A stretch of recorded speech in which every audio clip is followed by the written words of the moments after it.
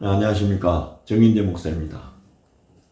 오늘은 창세기 2장 16절과 17절 말씀을 가지고 선악과에 담긴 비밀이라는 제목으로 말씀을 드리도록 하겠습니다. 하나님이 왜 선악과를 만드셨나요? 선악과를 만들지 않으셨다면 인간은 죄를 짓지 않았을 것이고, 그러면 에덴 동산에서 쫓겨나지 않고 영원히 살 수 있었을 텐데 말입니다. 하나님이 선악과를 의도적으로 만들어서 우리가 범죄하게 만들고 우리를 에덴 동산에 쫓아낸 것인가요? 하는 생각을 누구나 할 수 있습니다. 저도 하나님의 은혜로 내가 죄인이라는 사실을 깨닫고 눈물로 회개를 했지만 이러한 이유는 떨칠 수가 없었고, 하나님이 주시는 해답을 찾기 위해서 열심히 기도하기 시작했습니다. 기도하던 중에 하나님이 저에게 역으로 질문을 하셨습니다. 네가 하나님이면 너는 어떻게 하겠느냐는 것이었습니다. 다시 말해, 네가 만약 우주 만물을 창조할 수 있는 막강한 존재로 너를 닮은 자유의지를 가진 하나의 독립된 인격체를 만들려고 할 때 너는 어떻게 하겠느냐는 질문이셨습니다. 그때 내 머리를 주마등처럼 스쳐가는 생각이 있습니다. 아, 그렇구나. 내가 만든 나를 닮은 피조물이면 일단 내 의지와 내 의도대로 행동할 수 있는 그런 피조물을 만들어야 되겠다는 그런 전제가 있겠다 하는 생각이 들었습니다. 나를 닮은 자유의지를 가진 독립된 인격체가 만들어진 후에 나의 의도와 전혀 상관이 없는 그런 행동을 한다면 그것은 실패한 작품일 수밖에 없다는 생각이 들었습니다. 하나님이 인간을 창조하실 때 로봇과 같은 기계를 만들지 않으셨습니다. 자유의지를 가지고 행동할 수 있는 독립된 인격체를 만드셨습니다. 그것도 하나님의 형상을 닮은 그런 존재로 말입니다.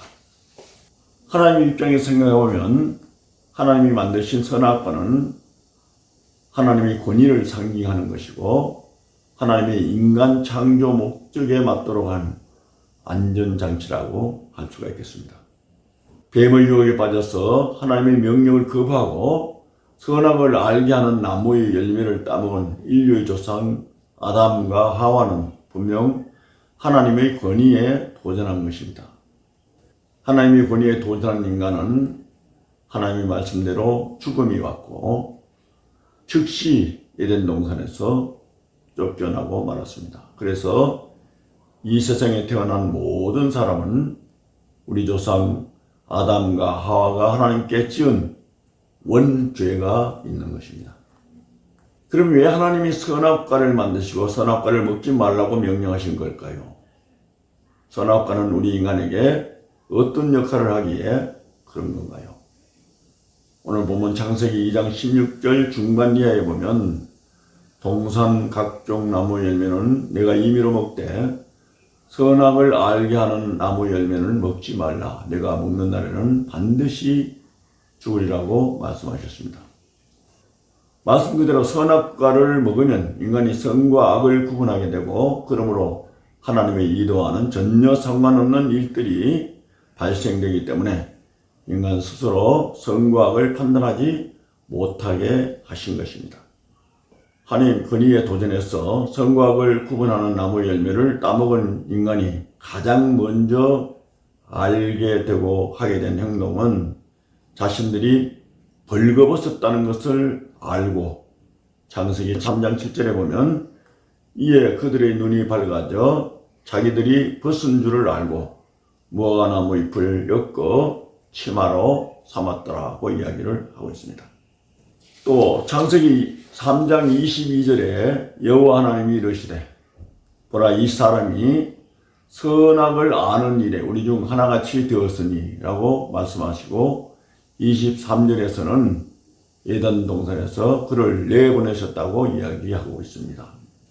선과 악의 구분은 본래 하나님의 영역입니다. 인간은 하나님의 말씀을 어기고 죄를 범한 결과물이 선과 악을 함부로 구분하는 것입니다. 오늘을 살아가는 우리 그리스도인들이 함부로 범하지 말아야 할 것은 다른 사람을 함부로 판단하고 정리하지 말아야 한다는 것입니다. 인간은 모두가 죄인이고 부족한 사람입니다.